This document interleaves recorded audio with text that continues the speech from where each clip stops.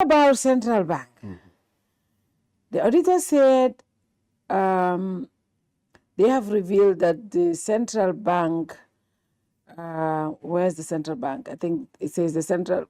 Let's look at first the mega bank. You guys have spoken about mega bank, I think more than 100 times. It looks like you guys have vindicated. I've been speaking about everything that has been said about the mega bank. Yeah. Exactly. Auditors are telling us over $24 million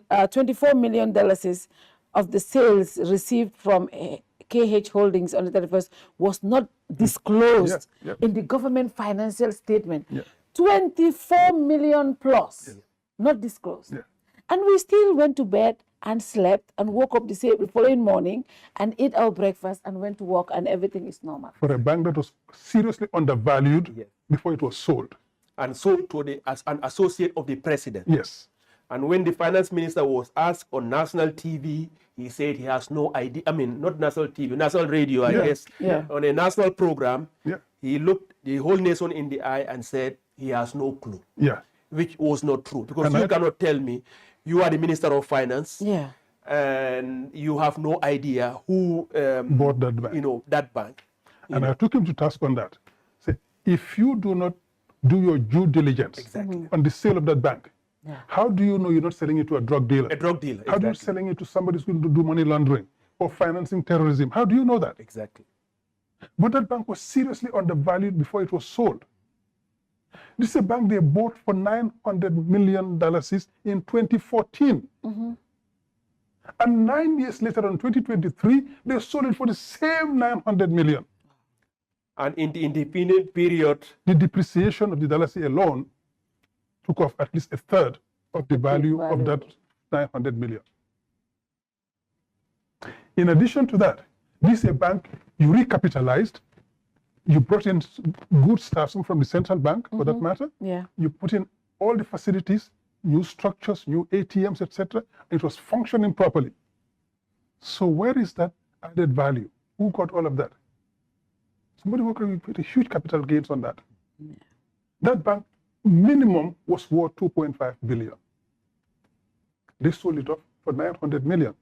And even part of that was underreported and couldn't be found. 24 million plus was not disclosed in our statement. Even more intriguing, this is the bank that gave the president's nephew $900 million loan.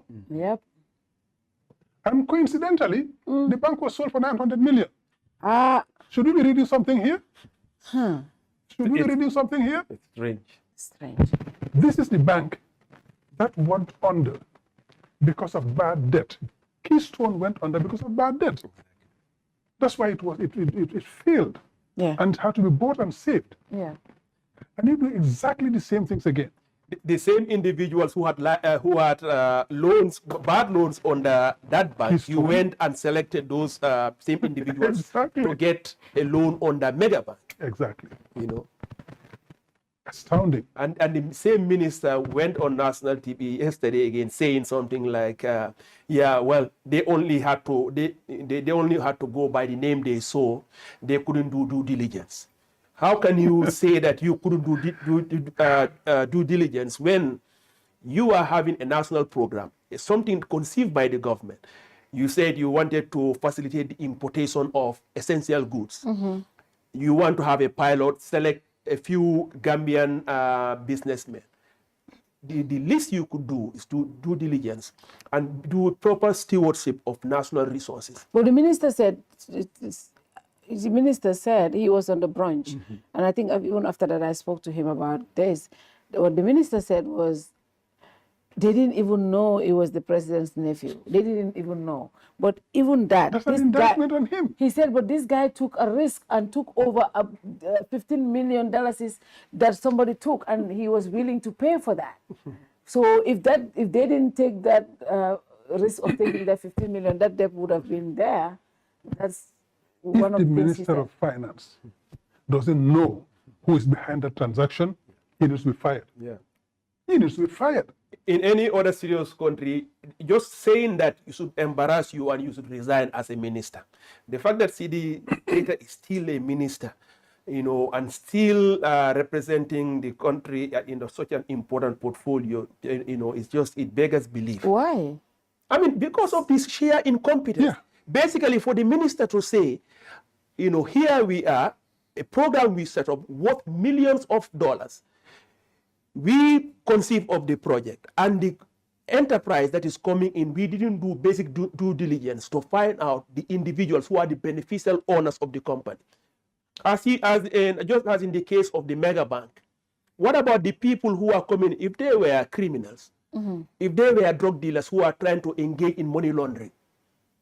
How, you know, don't you have a responsibility to make sure that people or businesses that are partaking in a government-run scheme are fully vetted? Whose role is that? Is it the bank or the ministry? Who vets these people? But in this case, when the bank actually went through and looked at the owners, the shareholders of of Win-Win, they found out, first of all, the amount that the bank was asked to cover, you know, breached some prudential limits. Okay. So the matter went to the central bank. The first vice president gave an opinion that this wasn't appropriate. Yet they still went ahead and gave the okay. Exactly. The commercial bank even had reservations about one of the individuals in this transaction. But it was the Ministry of Interior at the time, which was headed by Seedy Keita. That's Trade. Ministry of Industry and Trade. Yes. Who said that they want these selected businesses to be given the facility. Yeah. They insisted. Yeah. If you are going to insist, you have a burden to make sure that those businesses you select, you know, they meet certain criteria. You do your due diligence. You do background checks, not only on the corporate entities, but the individuals that created that. You do the necessary, risk assessment. The failure to do that, even if it turns out those people are 100% clean, but the failure to do that alone should merit firing. It means you didn't do your basic duty as you should. Somebody said, if he didn't do that, how did he insist that these people should get it? Exactly. How did he insist? How did he know that those people should get it? It means they're not telling us the truth.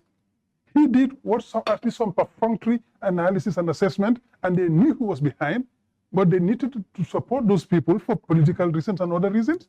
That's why they gave it to them.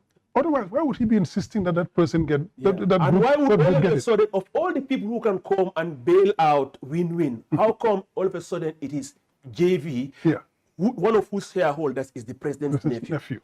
What are the chances of that happening randomly? Yeah.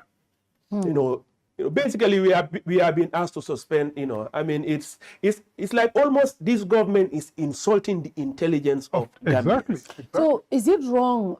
And the argument you see from the NPP people and officials is that yes, Amadou is the president's nephew, but he's also a Gambian and he's a businessman.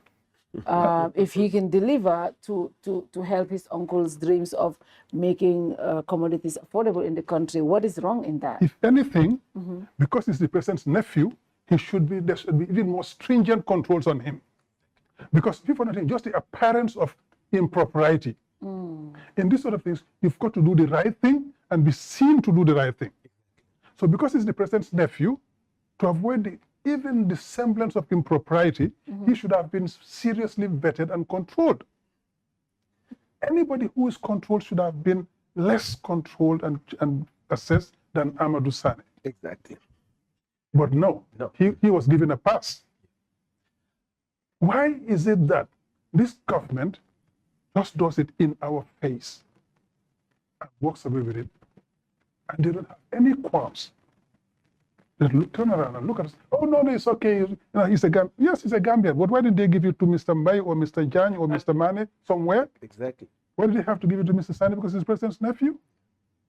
And you think that's okay? That's the lack of transparency and the impunity that we're talking about. Favorism. Yes. And the thing actually, you know, what surprised me was what the minister, Seedy Keita, was saying yesterday.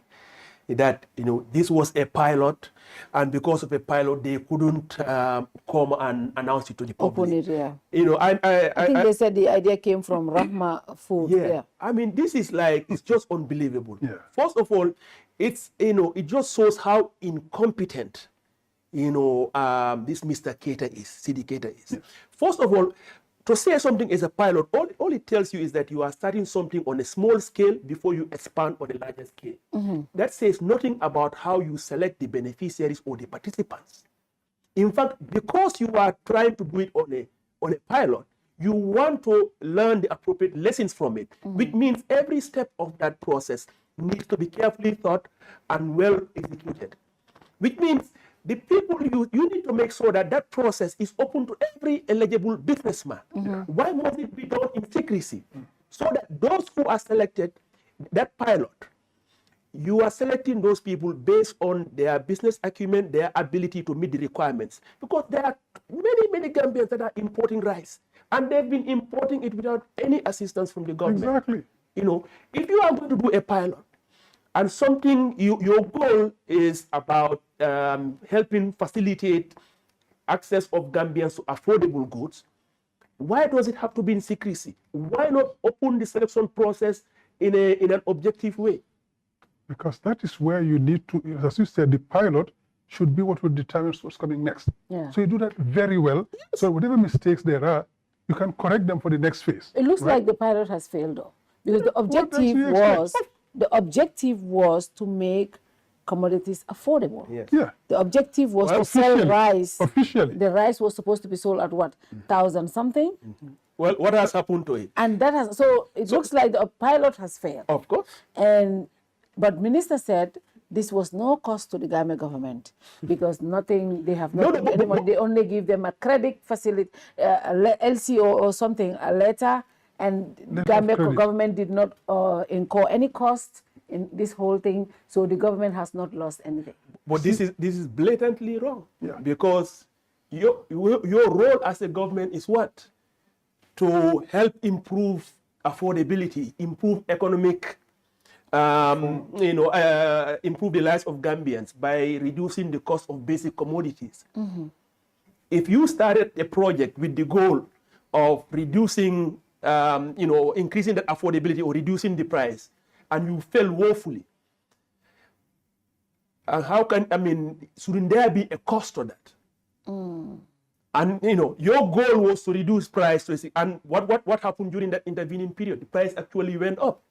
During that time, food price inflation went over 20%, higher than any point in the history of the country. You failed woefully. That failure is a significant cost.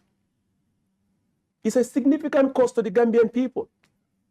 But the fact that he is going out and saying that is actually not a failure just shows again, as I want to emphasize, every Gambian should know without a shred of doubt, Seedy Keita is woefully very, very incompetent. He has no clue. Even when he was talking about taxation yesterday, Seedy Keita doesn't understand taxation. Exactly. Doesn't understand tax incidents, doesn't understand tax liability. Seedy Keita doesn't understand trade finance. I have written a lot of trade finance reports for the World Bank, for African Development Bank, for the World Trade Organization. I've worked in trade finance. The first empirical report on trade finance in Africa, I authored it 10 years ago. I can tell you, based on my expertise in trade finance, that Seedy Keita is very, very poorly versed in trade finance. Seedy Keita was trying to lecture a journalist about taxation, and he was actually betraying his own ignorance. Exactly. So when I say Seedy Keita is incompetent, I am being very, very diplomatic. and very kind. And what's even more painful is that Seedy Keita was saying that in front of the IMF representative who was sitting there, listening to his incompetence being given to all of us on national television. You look at that lady's body language, you saw the embarrassment. And this lady is sitting there, looking at this incompetent minister, telling us things that are not true at all, and she would be wondering, if I were her, what else are they telling me that's not true? What else are they telling me that's out of... This lady, I'm sure, and her team will be watching very closely reports coming out of the Gambia now, because they have seen the minister's incompetence displayed on national television in front of her. These are people who came to tell you are performing poorly, you are corrupt, and we need to help you to get out of that, and you display your incompetence so blatantly in her presence. embarrassing the whole nation. And going there, trying to lecture Mustafa Swandi Dabo, who did such a wonderful work in the Republic, and thought he was humiliating that guy. Instead, he was just humiliating himself. I mean, I just sat there, I was like, is this a nightmare we're watching on national television? And he was so proud of it, and he started looking around for approval and for endorsement from other people. You know, and I was like, Jesus Christ, what's the matter with this man? And unfortunately, his boss, who could have seen that and said, this guy needs to be fired today, doesn't understand a thing about it all. Barrow doesn't understand a thing about that. So of course, Seedy Keita can come and gloat and tell us things that are totally different from the reality and walk away smiling and full of himself and proud when he has embarrassed the whole of the Gambia in front of the world. And no consequences. This is the government we have. And the same thing I heard Ibrahim Silla say, the same sort of, oh God, on Peter Gomez's coffee time. I was there, I was like, basically, Ibrahim Silla and Seedy Keita are, from my reading of what is happening over the past couple of days, yeah, they are basically now on a, it seems like these two ministers are now spearheading a government strategy of muddying the water. Yes. You know, Ibrahim Silla's ministry came out with this press release that tried to dispute some findings from the audit report. Yes, and you know, one of the most damning reports ever against the government was the report done by Mustafa Dabo's newspaper.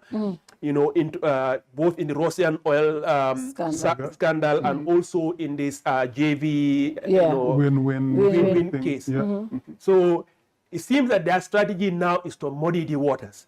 They are not bringing any evidence here or making any well-substantiated arguments here. Basically, they just want to muddy the waters so that people, you know, people don't know what is happening.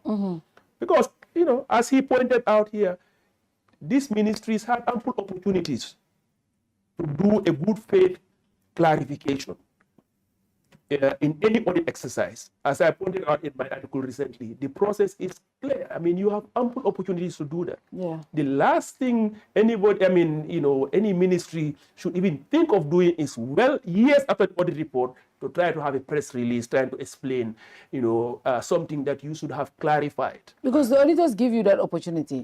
You give them at least 3 opportunities. Yes. One, during the process, the auditors will be there on site, and you will have ample opportunities to meet them. When they are leaving, finally, there will be some sort of something called an exit interview. You would have management there, would have an opportunity to sit with them. And then after the draft is shared, you have an opportunity for management response. This is multiple opportunities. And you know, the fact that they are doing this now instead of then is that if you raise anything up, the auditors will go and check it very carefully. You need to be able to stand behind whatever objection or issues you want to bring up.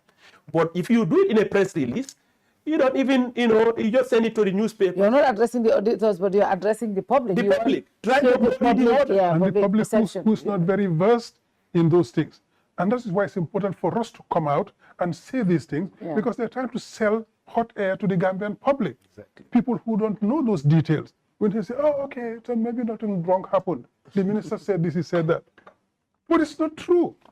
And, you know, I was sitting there listening to Ibrahim Silla say, oh, wait, by the way, actually, instead of auditors, they probably should have gone to the field and check on the roadworks and see what was done. I said, are you kidding me? That's your job as the minister. You're supposed to do that and bring the documentation and give it to the auditors. It's not for the auditors to go to the field to check whether they built the road or not. That is your job. But these guys, you know, that is the thing. They will tell you this and look you in the face and try to spin. So that is why it's important for us to come out and tell the Gambians what is happening. What this government is doing to our country, our economy, every Gambian's life. We need to say this, because otherwise, as Ousman is saying, they'll muddy the waters and you think, oh, it's okay, maybe it's not no big deal. No big deal, yeah.